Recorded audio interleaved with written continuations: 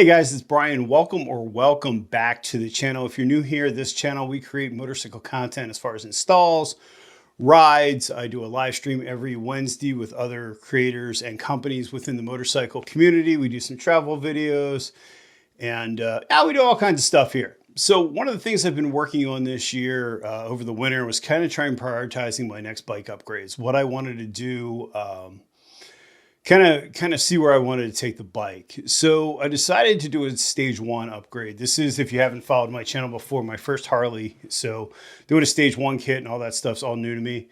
So I'm pretty excited to be installing this. So I went ahead and installed a high flow air cleaner already on the bike. I have my Chromeworks 4.5 inch HP Plus pipes with the standard baffles. Absolutely love the way they sound. And I decided to add the Vance Hines FP3 Fuelpak. Now, from everything that I've seen, the reviews on this, it's been good. It's really simple and plug and play. That's really what I want. I just want some feedback for the bike and be able to do some auto tuning and things like that. So let's just go through what's in the package, and then I'm going to take you out and walk you through the install outside on the bike. So we're just going to pop this bad boy open. And all you are going to get in the package is some instructions and the FP3 itself. Really small little unit. It's going to connect to your phone. So the first thing you're going to want to do after you get this is download the FP3 software from the Apple Store or the Android Store. Get that installed, and then you're going to want to take this out to the bike, plug it in. I'm going to walk you through that process. This is going to be a 2-step video, so we're going to go through the initial process of installing the device to the bike, and then and setting it up with the phone. And then the next series I'm going to be doing is after, I think they say 1 or 2 tankfuls of gas they want you to run through. We're going to go through and walk you through the auto tune process and see how that works, and I can give you my feedback. I'm not going to dyno the bike. Like I said, it's a limited. This is about having a little bit more power, getting rid of some of the heat and making the bike run better. It's not really going to be, a performance upgrade that I'm going to want to dyno, let's be honest. So, so we're going to put this on the bike and let's see what happens. Catch you guys outside. All right, so now we're at the bike. First thing we're going to do is take off the left side saddlebag. Real simple. Don't think we need a tutorial for that. But we're going to take this off. Then we're going to take that side panel off, and that's going to give us access to putting in the tuner. Now we're just going to pull these 4, I think it's got 4 little rubber grommets. I'm going to slide the side panel off. And now that it's off, we're going to gently slide that out. Next thing we're going to do now is grab the FP3. We're going to locate the connector, which on my bike is right here. We're going to pop this open, take this rubber piece off. We're going to ensure we have the right connector. We're going to plug the FP3 in.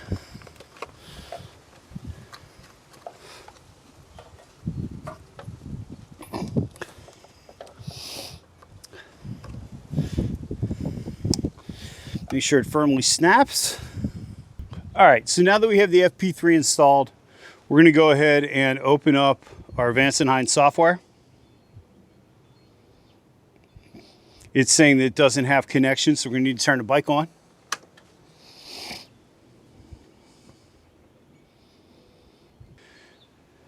We are waiting for the accessory to pop up.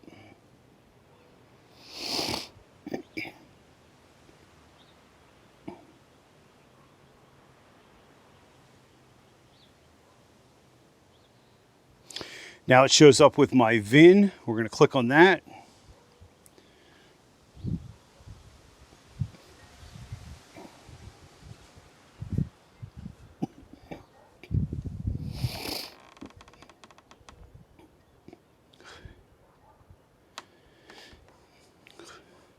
All right, it's checking for firmware. It's downloading the new firmware. We're going to do that install. Now, depending on when you get your FP3, it may be a little different, but I just want to walk you through the process here. So that's going to download the firmware.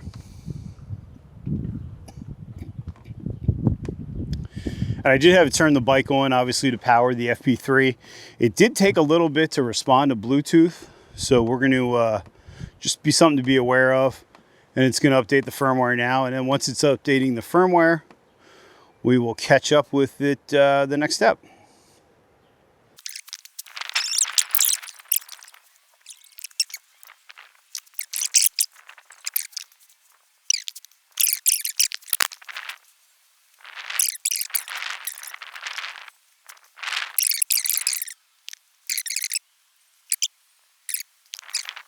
So you just saw there, we have the firmware up to date. And it's saying it's connected. We're going to search for our standard. Now, from what I was told by some folks, you want to just do the Vance Hines generic, because I'm running Chromeworks pipes with a 03D high flow air filter. So we're going to do Vance Hines, and we're going to do the high output slip-ons dual dresser. So that's going to tell you that we're using the high output slip-ons dual dressers, which is what they recommend.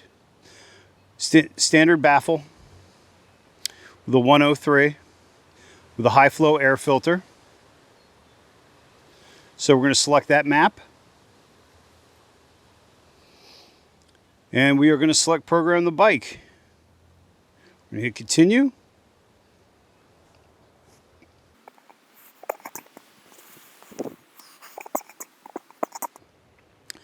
It's linking the fuel pack to the bike. Now, the one thing it does tell you, or it doesn't tell you, that I ran into, when my phone went to sleep, it screwed it up. So it looked like it was actually not doing anything while I was doing the firmware update, but the firmware update was already updated.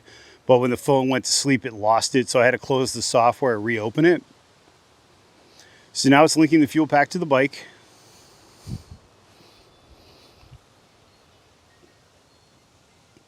And like I said, if you hadn't heard in the beginning, I'm going to be doing this as a two-part series. One's going to be the initial install, and then the second, after they recommend running 1 to 2 tanks of gas through the bike before you do an auto tune.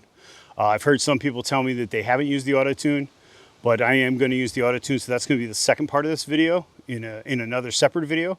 Now it's sending my stock flash, my stock settings to the server to back up.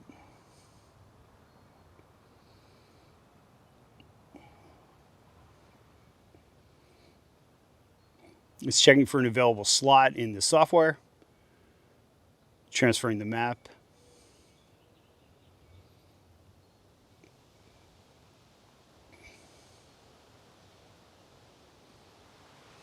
And now it's going to finish by flashing the new map to the bike. So now it's going to say we want to turn the bike off for 30 seconds. We're going to turn the bike off.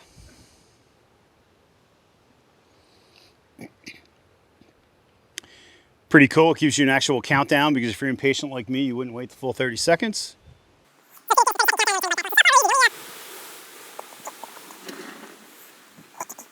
So far, really easy. The only issue we had is when the phone went to sleep, kind of confused it a little bit.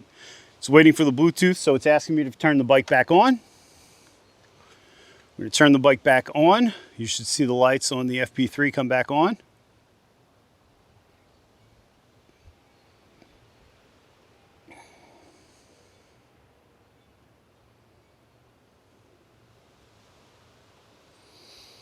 All right, and we've just transferred the map to the bike. It's done. So now we're just going to go ahead and start it up.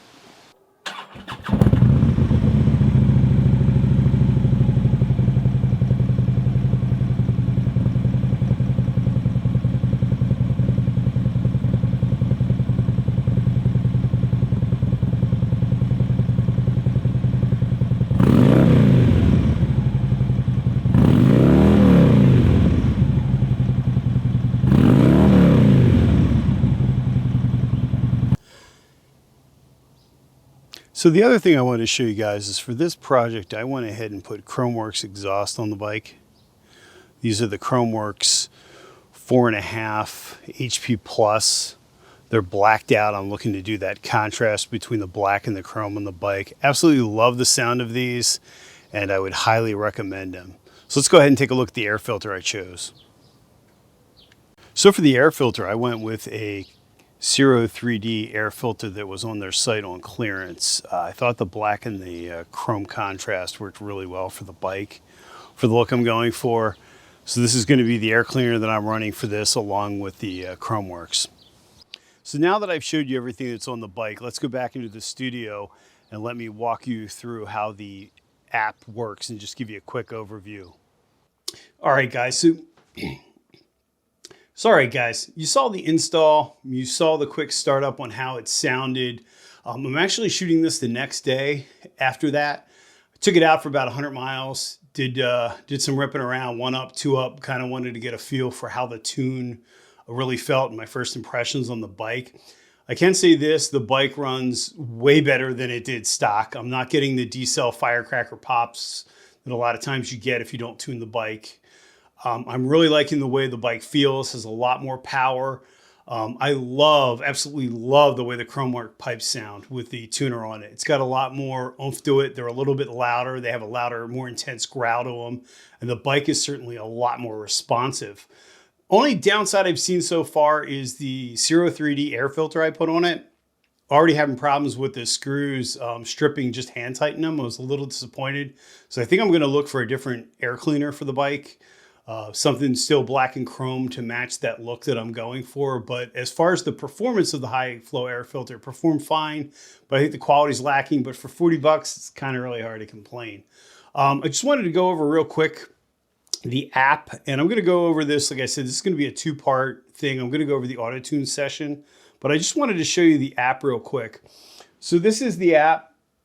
And you can change every one of these positions to a new. So if you highlight that, you can change it, and you can add the CO, you can add the number of learn cells, the battery level, temperature, and then you can just change each one of these. This is obviously in demo mode, so this isn't exactly, obviously accurate.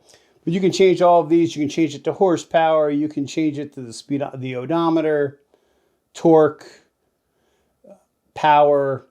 You can see what kind of fuel economy you're getting, your average fuel economy. So I think the tuner itself is really cool. Now, the only downside that I'm seeing with this, and this is actually something that Professional Monkey pointed out after trying the Dynavision and some other people, you're not going to be able to tune this super accurately. So you're going to get a stock tune, you're going to get an auto tune, but it's not going to be the same tune as if you took it to a Dynatune or to a shop, had it Dynatuned and had sort of that testing done. Now, the good side of this is it's a cheaper solution, but it's a little bit more of a canned solution. Even though you're going to get that auto tune, you're not going to have somebody really toying with it and pushing the bike as far as it can go. So I guess you have to really decide whether you want to tune the bike and get some more performance over, say, like a Screaming Eagle tuner, or do you want to go all out and take it somewhere and get the most horsepower you can out of it?